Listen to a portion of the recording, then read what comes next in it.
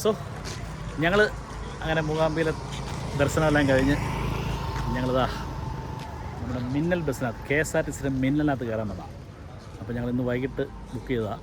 നമ്മൾ നേരെ പോകുന്നത് മംഗലാപുരത്തേക്കാണ്. മംഗലാപുരത്ത് നിന്ന് നാളെ രാവിലെ വന്ദേ ഭാരത്.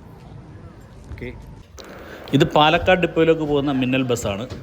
അപ്പോൾ ഇത് രാത്രി 8 മണിക്കാണ് മൂകാംബികയിൽ നിന്ന് വിടുന്നത്. 10:30 ആകുമ്പോൾ മംഗലാപുരത്തെത്തും. അപ്പോൾ നമുക്ക് നാളെ രാവിലെയാണ് ട്രെയിൻ. അപ്പോൾ ഉത്സവമായതുകൊണ്ട് തന്നെ ക്ഷേത്രവും ക്ഷേത്ര പരിസരവും ഈ വീതികളൊക്കെ കംപ്ലീറ്റ് ഈ സീരിയൽ ബൾബിൽ അലങ്കരിച്ച് നല്ല ഭംഗിയാണ് കാണാൻ. അപ്പോൾ 22-നാണ് മഹാരഥോത്സവം, 24-ന് കൊടിയിറങ്ങി ഉത്സവം സമാപിക്കും. അപ്പോൾ ആ ദിവസങ്ങളിലൊക്കെ നല്ല തിരക്കായിരിക്കും. ഇവിടെ റൂമൊക്കെ കിട്ടാൻ നല്ല ബുദ്ധിമുട്ടായിരിക്കും. റൂമിനൊക്കെ കിട്ടിയാൽ തന്നെ നല്ല റേഞ്ചായിരിക്കും റേറ്റ്. അപ്പോൾ ഞങ്ങൾ ഈ ബസ് ബുക്ക് ചെയ്തത് ഇന്ന് ഉച്ചയ്ക്ക് ശേഷം കേട്ടോ. അപ്പോൾ നമ്മൾ ഓൺലൈനിൽ നോക്കിയപ്പോൾ 17 സീറ്റ് ഉണ്ടായിരുന്നു. പാലക്കാട് ഡിപ്പോയിലേക്ക് പോകുന്ന മിന്നൽ ബസ്സാണിത്. അപ്പോൾ നമുക്ക് 2.5 മണിക്കൂർ കൊണ്ട് മംഗലാപുരത്തെത്തും. അപ്പോൾ എന്തായാലും നല്ല ഭംഗിയായിട്ട് ഇന്നത്തെ ദർശനം നടത്താൻ സാധിച്ചു. അപ്പോൾ രാത്രി ആയതുകൊണ്ട് തന്നെ കൂടുതൽ വീഡിയോ ഒന്നും എടുത്തില്ല. അപ്പോൾ ഞങ്ങളങ്ങനെ യാത്ര ചെയ്ത് പെട്ടെന്ന് തന്നെ 2.5 മണിക്കൂർ കൊണ്ട് മംഗലാപുരത്തെത്തി. മംഗലാപുരം ടൗൺ വൃത്തിയാണ് ഇപ്പോൾ കാണുന്നത്. അപ്പോൾ ഇവിടെ എവിടെയെങ്കിലും റെയിൽവേ സ്റ്റേഷൻ അടുത്തായിട്ട് റൂം എടുക്കണം. ഒരു 5:30 ആകുമ്പോഴത്തേക്ക് നേരെ റെയിൽവേ സ്റ്റേഷനിൽ പോകണം. ഓക്കെ, അപ്പോൾ ഇതിപ്പോൾ നേരെ പോകുന്നത് ബസ് സ്റ്റാൻഡിലേക്കാണ്. അങ്ങനെ നമ്മുടെ മിന്നൽ മുരളി നമ്മളെ 2.5 മണിക്കൂർ കൊണ്ട് മംഗലാപുരത്ത് എത്തിച്ചു കേട്ടോ. ആദ്യമായിട്ടാണ് ഇത്രയും പെട്ടെന്ന് വരുന്നത്. മറ്റേത് 4-4.5 മണിക്കൂർ ഉണ്ടായിരുന്നു. ഓക്കെ, ഇനിയിപ്പോൾ അതൊക്കെ നമ്മൾ നേരെ ഒരു റൂം കണ്ടെത്തണം. നമുക്ക് നേരെ റെയിൽവേ സ്റ്റേഷനിൽ പോയി നോക്കാം. റിട്ടയറിംഗ് റൂം കാണും. ഓക്കെ, ബാംഗ്ലൂർ, മൈസൂർ, അതുപോലെ ട്രിവാൻഡ്രം, കൊച്ചിയൊക്കെ പോകുന്ന സ്ലീപ്പർ, സെമി സ്ലീപ്പർ ബസ്സുകൾക്ക് ഇത് അവിടെ ഇഷ്ടംപോലെ കിടപ്പുണ്ട്. അപ്പോൾ അതിനകത്ത് കയറാനൊക്കെ ആൾക്കാർ ഇവിടെ അവിടെ തയ്യാറായി നിൽക്കുന്നു. അപ്പോൾ ഞങ്ങളവിടുന്ന് പോകുന്ന വഴിക്ക് നമ്മൾ ഫുഡ് പാർസൽ കഴിക്കാനായിട്ട് അപ്പോൾ ഞങ്ങൾ റൂം എടുത്തിട്ട് അവിടെ പോയി കഴിക്കാമെന്ന് വിചാരിച്ചു. അങ്ങനെ പാർസൽ വാങ്ങിച്ച് ഞങ്ങൾ നേരെ അങ്ങനെ പാർസലെല്ലാം വാങ്ങി ഞങ്ങൾ നേരെ റെയിൽവേ സ്റ്റേഷനിൽ പോയി. അവിടെ റിട്ടയറിംഗ് റൂം ഉണ്ടെന്ന് പറഞ്ഞാൽ പോയത്. പക്ഷേ അവിടെ ചെന്നപ്പം അവിടെ റിട്ടയറിംഗ് റൂം ഇല്ല.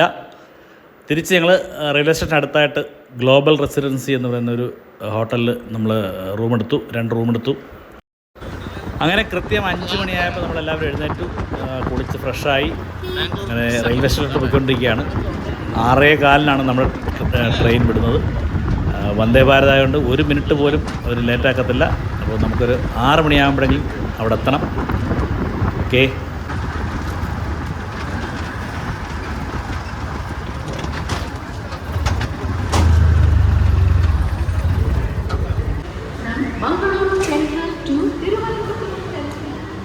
നമ്മുടെ വന്ദേ ഭാരത് ഇവിടെ കിടപ്പുണ്ട് കേട്ടോ. ഇപ്പോൾ സമയം 6:09. എല്ലാവരും ബാഗും എല്ലാം കൊണ്ടുവന്ന് അതിനകത്ത് വെച്ചു. ചായ വാങ്ങിക്കാനായിട്ട് ഇറങ്ങിയതാണ്.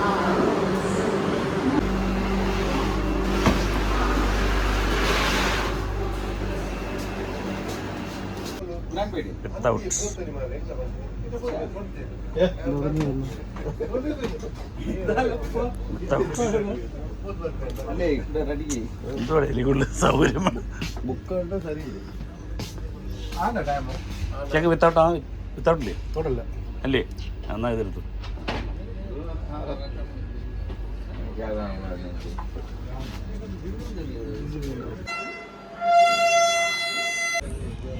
അങ്ങനെ കൃത്യം 6:25-ന് മംഗലാപുരത്ത് നിന്ന് വണ്ടി നമ്മുടെ വന്ദേ ഭാരത്. ഞങ്ങൾ 4 പേര് സീറ്റ് ഒരാത്തും നമ്മുടെ വിനോദ് C5-നകത്തില്ലേ.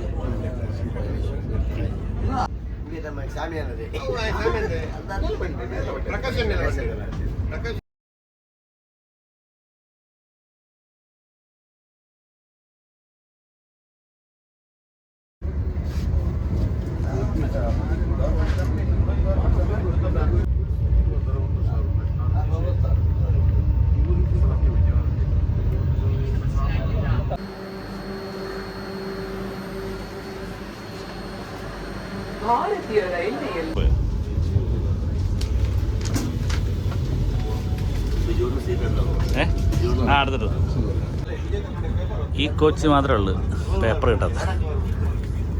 ഇപ്പം ഞാൻ പോയി പറഞ്ഞപ്പം ഒരു ഇംഗ്ലീഷ് പത്രം കൊണ്ടുതരുന്നു. ഇംഗ്ലീഷും കന്നഡയില്ലേ. അങ്ങനെ ബ്രേക്ക്ഫാസ്റ്റ് നമുക്ക് കിട്ടിയിട്ടുണ്ട്. എനിക്കും കിട്ടി. നമുക്കുള്ള ഫുഡ് മസാല ചായ, സാമ്പാർ, ചട്നി, ഒരു ബിസ്ക്കറ്റ്, എന്താ മസാല ചായ, ഇഡ്ഡലി ആയിരിക്കും, ഒരു ലൊട്ടി. നോക്കാം. ആക്ച്വലി പ്രമോദ് ഇരിക്കുന്ന സീറ്റ് എൻ്റെ സീറ്റാണ്, എൻ്റെ പേരുള്ള സീറ്റാണ്. ഞാൻ പക്ഷേ നോൺ വെജാണ് പറഞ്ഞത്, അതുകൊണ്ട് പ്രമോദിന് മാത്രം ഫുഡ് വരെ വന്നില്ല. അപ്പോൾ ഇനി താമസിക്കണ്ട, നമുക്ക് ബ്രേക്ക്ഫാസ്റ്റ് അങ്ങ് കഴിച്ചേക്കാം. ഓക്കെ.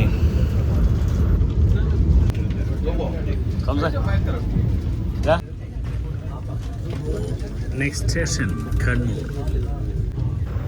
അപ്പോൾ നമ്മൾ മലയാളികളെ ഒരിക്കലെങ്കിലും ഈ വന്ദേ ഭാരതിൽ ഒന്ന് കയറി എക്സ്പീരിയൻസ് ചെയ്യണം കേട്ടോ. സൂപ്പറാണ്. പിള്ളേരെ കണ്ടൊക്കെ ഈ വെക്കേഷൻ കാലത്ത് അടിച്ചു പൊളിച്ചൊരു യാത്ര നടത്താം. ചുമ്മാ ഒരു യാത്ര എങ്ങോട്ടെങ്കിലും, മംഗലാപുരത്തിനോ കോഴിക്കോടിനോ. രാവിലെ കോഴിക്കോടിന് പോയിട്ട് അവിടെ ഒക്കെ ജസ്റ്റ് ഒന്ന് കണ്ട് കറങ്ങി അടുത്ത ട്രെയിൻ ഇങ്ങോട്ട്.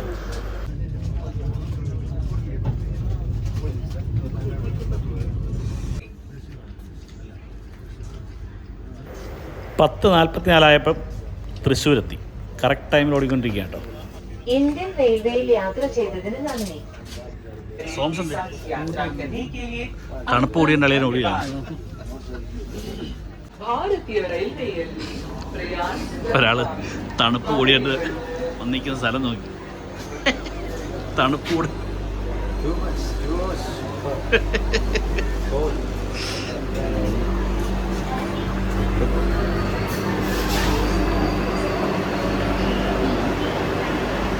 ഒരുത്തൻ തണുപ്പ് കൂടിയപ്പോഴത്തേക്ക് അവിടെ നിന്ന് ചാടി പുറത്തു പോയി.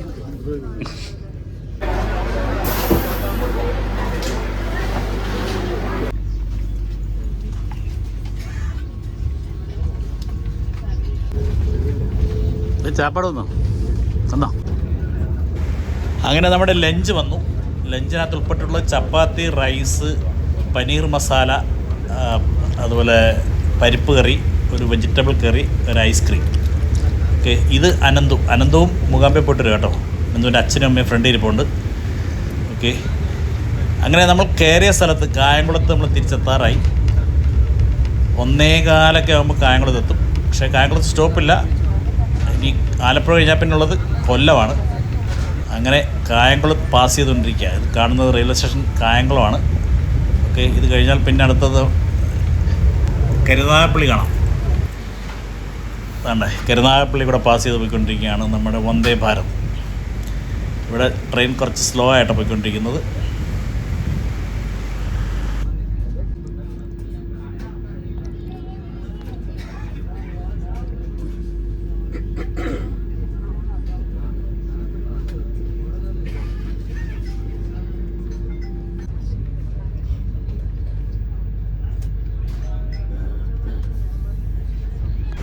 വിചാരിച്ചാൽ ഒരു 8 മിനിറ്റ് വൈകിയാണ് കൊല്ലം റെയിൽവേ സ്റ്റേഷൻ വന്ദേ ഭാരത് എത്തിച്ചേർന്നത്. അപ്പം നമുക്കിവിടെ വണ്ടി വരും. നമ്മുടെ അല്ലാലിൻ്റെ വണ്ടി ഡ്രൈവർ കൊണ്ടുവരും.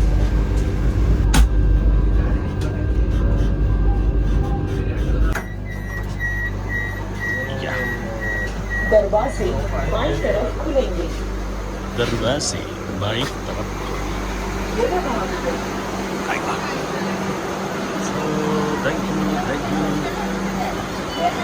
ഇപ്പോൾ കൊല്ലം റെയിൽവേ സ്റ്റേഷൻ്റെ പണി നടന്നുകൊണ്ടിരിക്കുകയാണ്. പുതിയ ടെർമിനലിൻ്റെ കൊല്ലം റെയിൽവേ സ്റ്റേഷൻ ഏകദേശം അവസാന ഘട്ടത്തിൽ എത്തിക്കൊണ്ടിരിക്കുകയാണ്. ഇത് പഴയ ടെർമിനലാണ്. ദൂരെ കാണുന്നതാണ് പുതിയ ടെർമിനൽ.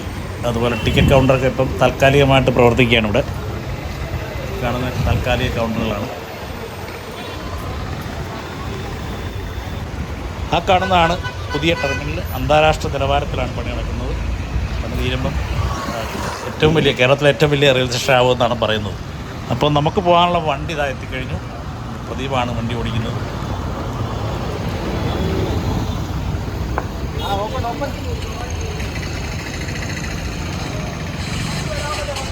എപ്പോഴാ വന്നോ?